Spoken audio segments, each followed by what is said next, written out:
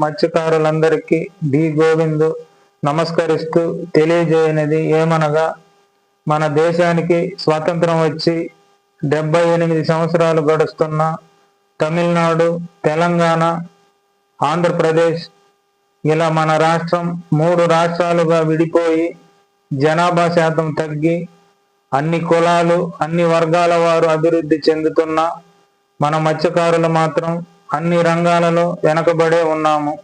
కారణం, మనం ఎదుర్కొంటున్న సమస్యలను ఎప్పటికప్పుడు ప్రభుత్వాలు పరిష్కరించకపోవడం.